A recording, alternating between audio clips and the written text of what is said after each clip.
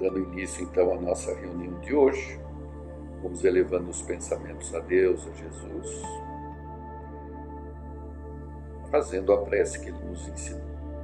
Pai nosso que estás nos céus, santificado seja o teu nome, venha a nós o teu reino, seja feita a tua vontade, assim na terra como nos céus. O pão nosso de cada dia nos dai hoje e sempre. Perdoa, Senhor, as nossas dívidas, assim como perdoarmos aos nossos devedores. Não nos deixeis cair em novas tentações, mas livra-nos do mal que existe dentro de nós mesmos, porque é teu reino, o poder, a glória, a justiça, a esperança e o amor para todo sempre. Que assim seja. Então, abrindo o Evangelho, segundo o Espiritismo, temos aqui no capítulo 15, fora da caridade não há salvação, o maior mandamento. Mas os fariseus, quando viram que Jesus tinha feito calar a boca aos saduceus, se ajuntaram em conselho, e um deles, que era doutor da lei, tentando-o, perguntou: Mestre, qual é o grande mandamento da lei? Jesus lhe disse: Amarás o Senhor teu Deus de todo o coração e de toda a tua alma e de todo o teu entendimento. Esse é o maior e primeiro mandamento. E o segundo, semelhante a este, é: amarás ao teu próximo como a ti mesmo. Esses dois mandamentos contêm toda a lei e os profetas. Mateus capítulo 22, versículo 34 a 40. Instrução dos Espíritos.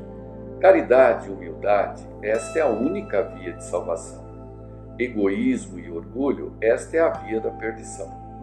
Esse princípio é formulado em termos precisos nestas palavras: amarás a Deus de toda a tua alma e ao teu próximo como a ti mesmo.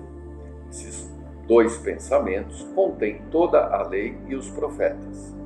E para que não houvesse equívoco na interpretação do amor de Deus e do próximo, temos ainda: e o segundo, semelhante a este, é.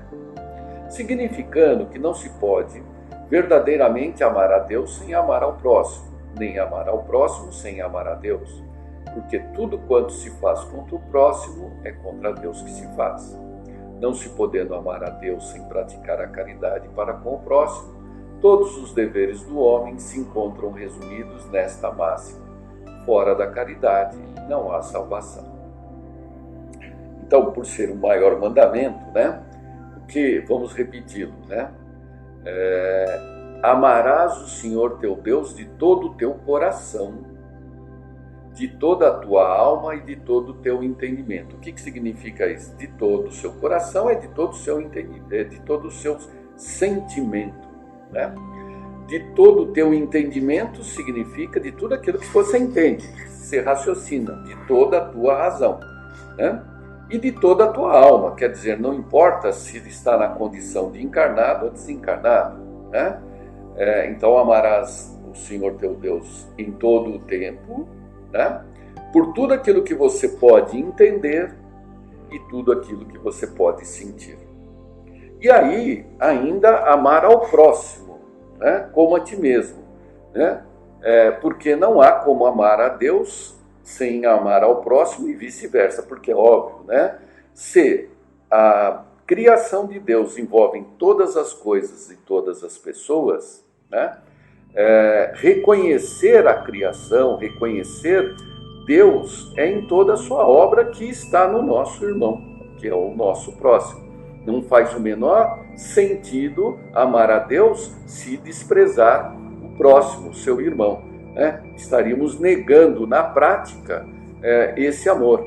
Por isso que a caridade é o exercício do amor, A caridade é o amor em prática, e caridade a gente faz sempre ao próximo, é justamente o reconhecimento dessa devoção a Deus.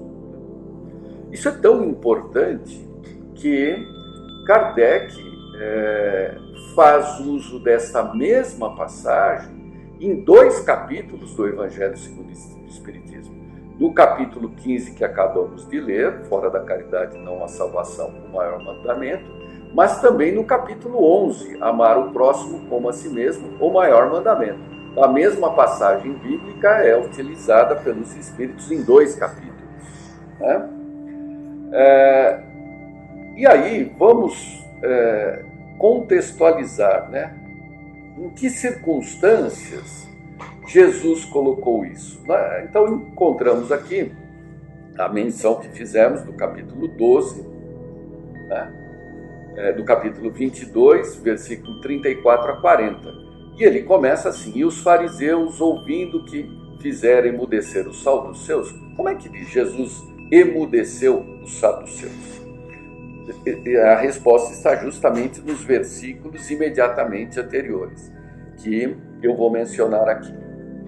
Então, Mateus capítulo 22, versículo 23. No mesmo dia, chegaram junto dele os saduceus, que dizem não haver ressurreição, e o interrogaram, dizendo: Mestre, Moisés disse, se morrer alguém não tendo filhos, casará o seu irmão com a mulher dele, e suscitará descendência a seu irmão. Ora, houve entre nós 7 irmãos, e o primeiro, tendo casado, morreu, e não tendo descendência, deixou sua mulher a seu irmão. Da mesma forma, o segundo e o terceiro, até o 7º, morreram. Né? Por fim, depois de todos, morreu também a mulher. Então a mulher, como costume pela lei, né, mosaica, o que ele fazia? Se morria o marido, a mulher ficava para o irmão, né? E assim sucessivamente. Até que desses 7 irmãos, todos morreram e depois morreu a mulher. E aí os saduceus fizeram a pergunta: portanto, na ressurreição da qual eles não acreditavam, de qual dos 7 será ela, visto que todos a tiveram por mulher? Quer dizer, montaram toda uma cilada para demonstrar alguma incoerência, né? Justamente na ideia de ressurreição. E aí Jesus, no versículo 29, responde: Jesus, porém, respondendo, disse-lhes: errais, não conhecendo as Escrituras, nem o poder de Deus. Porque na ressurreição nem a casam, nem se dão em casamento, mas serão como os anjos de Deus no céu. Olha que interessante aqui, na ressurreição, né? Então Jesus já admite, já explica para os saduceus que não, que existe a ressurreição numa outra interpretação, não como eles pensavam. Né? Desconhecem as leis e desconhecem a Deus, porque na ressurreição nem a casam, nem se dão em casamento, mas serão como os anjos de Deus no céu. E continua: e acerca da ressurreição dos mortos, não lestes o que Deus vos declarou, dizendo: eu sou o Deus de Abraão, o Deus de Isaque e o Deus de Jacó. Deus não é Deus dos mortos, mas dos vivos. E as multidões, ouvindo isso, ficaram maravilhadas da sua doutrina. E aí entra esta citação do maior mandamento. E os fariseus, que eram opositores a saduceus, ouvindo que fizeram emudecer os saduceus, armaram uma outra armadilha, né, para Jesus, né, perguntando qual era o maior mandamento. Porque havia um enfrentamento, uma oposição entre saduceus e fariseus, né? E posterior ao versículo 40, né, em que Jesus comenta os 2 mandamentos, ele continua ainda. E estando reunidos os fariseus, interrogou Jesus, dizendo: que pensais vós do Cristo? De quem é filho? Eles disseram: de Davi. Disse-lhes ele: como é que Davi, em espírito, lhe chama Senhor, dizendo: disse ao Senhor, ao meu Senhor: assenta-te à minha direita, até que eu ponha os teus inimigos por escabelo de teus pés. Se Davi, pois, lhe chama Senhor, como é seu filho? E ninguém não podia responder-lhe uma palavra, nem desde aquele dia ousou mais alguém interrogá-lo. Muito bem, então, vamos continuar nesse conceito de contextualização, né? Quem eram os saduceus? Então, no Evangelho segundo o Espiritismo, nas informações históricas, está lá, saduceus. É uma seita judaica que se formou por volta do ano 248 a.C., assim chamada em virtude do nome do seu fundador, Sadoc. Os saduceus não acreditavam na imortalidade da alma, nem na ressurreição ou na existência dos anjos bons e maus. Apesar disso, acreditavam em Deus, e embora nada esperassem após a morte, serviam-no com interesse de recompensas temporais, ao que, segundo acreditavam, se limitava a sua providência. A satisfação dos sentidos era para eles o fim principal da vida. Quanto às Escrituras, apegavam-se ao texto da antiga lei, não admitindo nem a tradição nem qualquer outra interpretação. Colocavam as boas obras e a execução pura e simples da lei acima das práticas exteriores do culto. Eram, como se vê, os materialistas, os deístas e os sensualistas da época. Essa seita era pouco numerosa, mas contava com personagens importantes e tornou-se um partido político sempre oposto aos fariseus. Esse é o comentário que contém lá no Evangelho segundo o Espiritismo, né? O que é importante destacar dos saduceus é que eles eram a classe dominante, política, né, e religiosa da época, dominante não exclusiva. Eles é quem justamente tomavam conta dos templos, do templo de Jerusalém. A grande maioria dos sacerdotes eram saduceus, não todos, né? Até na própria passagem existe aqui um fariseu que era doutor da lei. Mas eles é que representavam a Israel antiga, eles que controlavam o Estado, representavam o Estado, nos sinédrios, através das assembleias, eram quem seria o equivalente ao poder judiciário, legislativo, eles que interagiam com os romanos, com o Império Romano, né? Eles coletavam os impostos e eles mantinham o próprio exército, né, nas limitações que o Império Romano fixava. Então, eles eram a classe política dominante, né, e muito vinculada ao Templo de Jerusalém, tanto que era um deles o controle total sobre os sacrifícios e tudo mais. No ano de 70 depois de Cristo, né, com a destruição do Templo de Jerusalém, essa seita praticamente foi extinta, né? Mas eles tinham como opositores os fariseus, né, que eram uma outra seita também judaica, da qual tem-se pouca referência.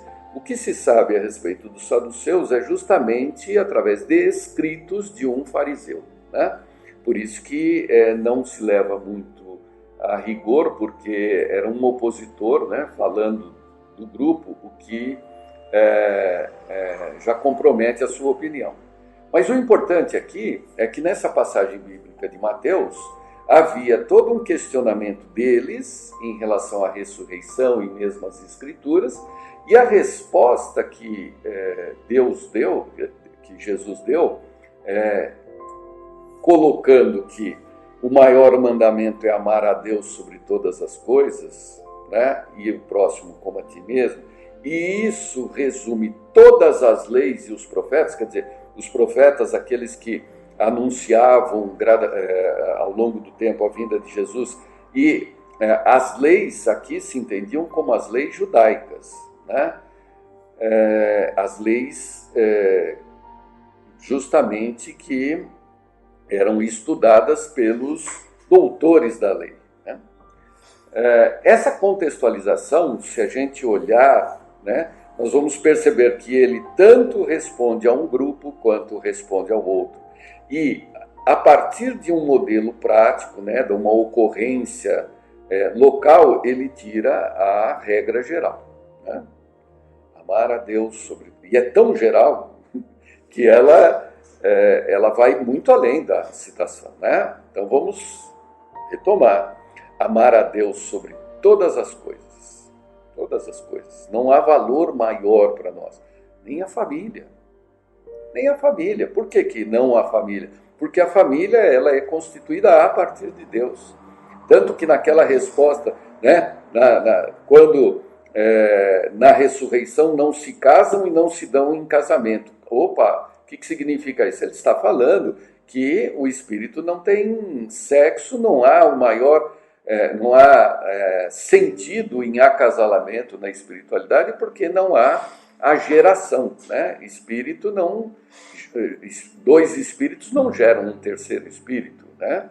Dois corpos na Terra, sim, é que geram um terceiro corpo, né? Mas quem gera espírito é só Deus cria os espíritos. Então, amar a Deus sobre todas as coisas, maior valor, né? Existencial, como a gente tem falado, não dá para imaginar a existência sem Deus, né? Porque se Ele é Senhor de tudo, então, né, temos que nos render a Ele, não tem que considerá-lo na tua vida, né? De todo o teu coração, de todo o teu entendimento, de toda a tua alma. Essa parte até que é relativamente compreensível e até fácil de fazer. O problema é que a gente tem que transferir isso para o próximo, né? Para o adversário, para o inimigo, né? E aí como é que fica isso? E aí nós percebemos a nossa resistência, né? A nossa dificuldade. Então como é que a gente faz isso? Através da caridade, que né, a moral substituindo o sentimento. Então a gente vai fazendo as coisas por uma questão de obrigação moral e depois acabamos desenvolvendo o sentimento. Mas o mais importante aqui, através da caridade em relação ao próximo, né, que é, na verdade, um comportamento moral, nós vamos aprendendo a desenvolver o sentimento afetivo, né? Gradativo. Temos que exercitar, né, para que aprendamos a amar. E também o que se destaca dessa passagem bíblica é que quando Jesus fala que isso resume todas as leis e os profetas eram aqueles que anunciavam a vinda do Messias ao longo da história, né?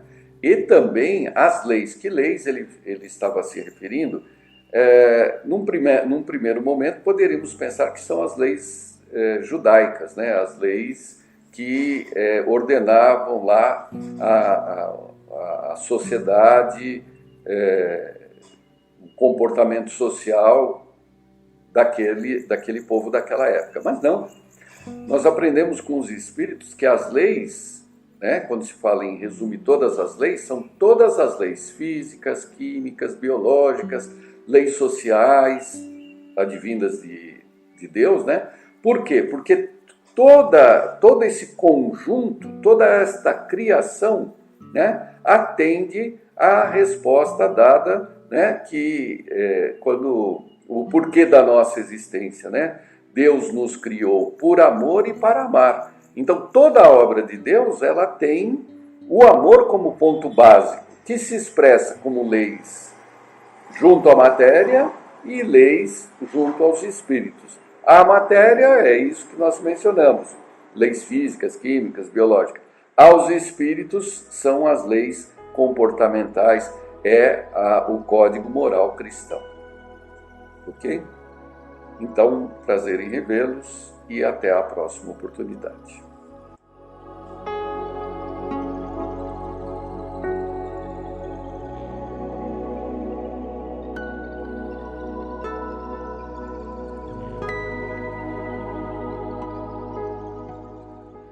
Boa noite, dando continuidade à nossa palestra desta noite. Vamos refletir sobre um capítulo do livro O Pensamento de Emmanuel, de Martins Peralva, onde ele fala sobre o perdão. Lembremos quando Jesus, nosso mestre, em resposta a Pedro, o velho pescador galileu, informou que devemos perdoar não 7 vezes, mas até 70 vezes 7. Em outra oportunidade, aconselhe a conciliação com o adversário enquanto estivermos a caminho com ele, isso é, enquanto estivermos reencarnados. Então, vejam, duas colocações importantíssimas, né? Temos que perdoar quantas vezes forem necessárias. E quem tem um conhecimento do Evangelho tem esse dever, essa compreensão. Porque às vezes a gente está tentando colocar em prática e não tem um retorno do companheiro, da pessoa que está convivendo e que está tendo ali o problema de relacionamento, e nós nos questionamos, nossa, mas vou ter que perdoar novamente? Sim, vamos ter. Esse é o caminho certo. Se vamos conseguir ou não, vai depender do esforço que eu estou fazendo por compreender essa questão do perdão e da necessidade de perdoar, né? E aproveitar enquanto estamos juntos a esses companheiros, que não é por acaso que reencarnamos juntos, temos ali algo a trabalhar, uma reconciliação, o perdão das ofensas, que isto já sabemos vem de muitas outras encarnações, não estamos juntos por acaso. Então, por isso que Jesus, o nosso Mestre, nos deixou essas colocações tão profundas e verdadeiras, muito valiosas. Geralmente, o perdão, no conceito das religiões não reencarnacionistas, significa apagar faltas, limpar a alma do pecado, ou seja, do mal praticado. Nos termos do perdão teológico, aquele que ofendeu alguém e recebe absolvições humanas fica com a estrada livre para novos desatinos. Como se vê, nesse tipo de perdão, visível estímulo a novos erros, novos enganos, novas ilusões, né? O homem sente-se ali, inevitavelmente, estimulado a novas quedas, com fatais prejuízos ao processo evolutivo, que acaba se retardando no tempo, né? Isso é verdade. Se eu me confesso, tenho vários erros, sou absolvido, aí eu continuo ali a errar, não busco refletir e me reformar, não vai ser produtivo, com certeza. É diferente quando eu sei que tem consequências e que não se conserta um erro, uma atitude infeliz assim, tão rapidamente. Há que sofrer ali consequências pelas atitudes. A conceituação doutrinária do Espiritismo em torno do tema perdão é bem diferente.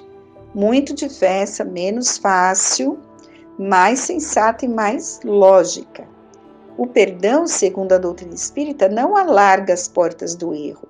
Pelo contrário, restringe-as sobremaneira, pois aponta responsabilidades para quem estima a leviandade e a injúria.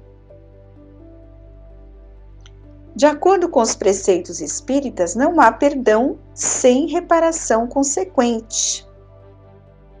O perdão que o Espiritismo e os benfeitores amigos preconizam, em verdade, não é de fácil execução. Requer muito boa vontade, demanda esforço continuado, persistente, reclama perseverança, pede tenacidade. É bem diferente do perdão teológico, que deve ter tido em algum tempo sua utilidade. Não se veste de roupagem fantasiosa, não se moldura de expressões simplesmente verbais. Os postulados espíritas indicam-nos, por concessão de novas oportunidades de resgate e reparação dos erros praticados e dos males que deles resultaram. Os mensageiros, benfeitores amigos, respondendo ali a Kardec afirmaram que o arrependimento concorre para a melhoria do espírito, mas ele tem que espiar o seu passado. O arrependimento é o primeiro passo. Só que eu vou ter que sofrer as consequências do meu erro. É assim que nós vamos aprender. Emmanuel assevera, devolvendo a tese doutrinária, que a concessão paternal de Deus, no que se refere à reencarnação, para a sagrada oportunidade de uma nova experiência, já significa em si o perdão ou a magnanimidade da lei. Isto está no livro do Consolador, né? O fato de Deus nos propiciar quantas encarnações forem necessárias para que nós possamos ali reparar os nossos erros, nos conciliar, reconciliar com todos esses aos quais nós ferimos, já é uma bênção, uma concessão paternal de Deus. Tenhamos que lembrar sempre desta situação. André Luiz esclarece que Deus não castiga nem perdoa, mas o ser consciente profere para si as sentenças de absolvição ou culpa ante as leis divinas. Porque muitos pensam dessa maneira, e algumas religiões colocam também assim, que Deus castiga, por isso que aquela pessoa está sofrendo. Mas à luz da doutrina espírita, nós sabemos que é a lei de causa e efeito que se cumpre. Temos o livre-arbítrio, somos livres para escolher, mas as consequências vamos ter que sofrer. Causa e efeito. Para a alma realmente interessada no perdão, que não seja apenas um enunciado verbal, o ato de perdoar significa alguma coisa de grandioso e sublime, por isso mesmo difícil de executar. Não se constitui da vã afirmativa, eu perdoo, permanecendo o coração fechado a qualquer entendimento. Não há perdão real, legítimo, definitivo, evangélico, doutrinário, quando o ofendido não se inclina a ajudar o ofensor, a servi-lo cristamente, a socorrê-lo nas necessidades de qualquer natureza, se preciso. Vamos pensar nas verdadeiras características do perdão com Jesus, que foram apregoadas pelo Espiritismo. E realmente são difíceis de colocar em prática, porque devido à nossa imperfeição ainda, não é? Esquecimento do mal recebido. Não nos regozijarmos com os insucessos do ofensor. Auxiliarmos discretamente sempre que possível ao adversário. Usarmos a delicadeza sincera no trato com os que nos magoaram o coração ou feriram a sensibilidade. Vibrarmos fraternalmente em favor do que nos desestimam. É fácil fazer isso, mas esse é o caminho. Se eu realmente falo, eu perdoo, eu tenho que colocar em prática isso. Esquecer todo o mal que eu recebi, não ficar desejando o mal para o outro, auxiliar sempre que possível e necessário ao meu adversário e sempre usar de uma delicadeza no trato com essas pessoas. Difícil, não é? Mas é possível. Vamos pedir a Deus que nos ajude. Precisamos aprender. Já passou da hora de combatermos aí o orgulho, porque é esse sentimento que nos faz agir de outra maneira. Como se observa, perdoar, segundo o Espiritismo, não é problema a resolver por meio de afirmativas apressadas, sem vivência interior. O maior beneficiário do perdão não é, como parece, aquele que o recebe, mas é o que concede. O que é perdoado se reconforta, se reanima. O que perdoa sinceramente recolhe dos céus as mais profusas bênçãos, bênçãos que nenhum tesouro do mundo pode substituir ou suplantar. O que ele vai sentir? Conservação da paz interior, preservação da saúde, alegria de transformar o adversário em amigo, pelo reconhecimento que o perdão desperta e suscita, exercitação, cultivo dos mais belos sentimentos da alma humana, a humildade, o altruísmo, a nobreza moral, não é mesmo? Porque se guardarmos esse rancor, né, dentro do nosso coração, isso vai nos fazer muito mal, nos tira a paz, nos tira a alegria ali de perdoar, de ter paz no nosso coração. Quem não perdoa permanece ligado ao adversário, encarnado ou desencarnado, pelas faixas escuras do pensamento hostil. Quem não perdoa, insistindo na mágoa raivosa, permite se estabeleça entre a sua e a mente do adversário uma ponte magnética, através da qual circulam em regime de vai e vem, de idas e voltas, as vibrações de ódio e de vingança. Então a gente pode ficar ligado a esses corações por muito tempo, até séculos, cultivando esse ódio no nosso coração, a vingança, desejando o mal, uma sintonia negativa que fará mal para nós e para todos os espíritos, que estão ligados nesse processo. O contrário, quem perdoa, liberta o coração para as mais sublimes manifestações do amor, que eleva e santifica. A alma que não perdoa, retendo o mal consigo, assemelha-se a um vaso cheio de lama e fel. Jesus aconselhava-nos a perdoar infinitamente, para que o amor seja em nosso espírito como o sol brilhando em casa limpa. Maravilhosos conceitos extraídos das obras de André Luiz. Aquele que perdoa dissolve ainda hoje e aqui mesmo os antagonismos nas águas puras e doces da compreensão. E quem não perdoa, transfere para amanhã, noutras existências, em qualquer parte do universo ilimitado, os dolorosos reajustes que bem se poderiam extinguir na presente reencarnação.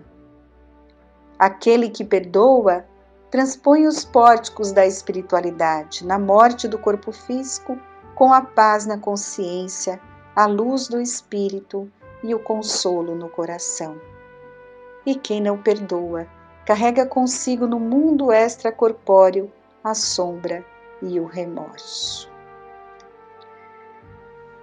Então, meus queridos amigos, o caminho é perdoar, esquecer as ofensas.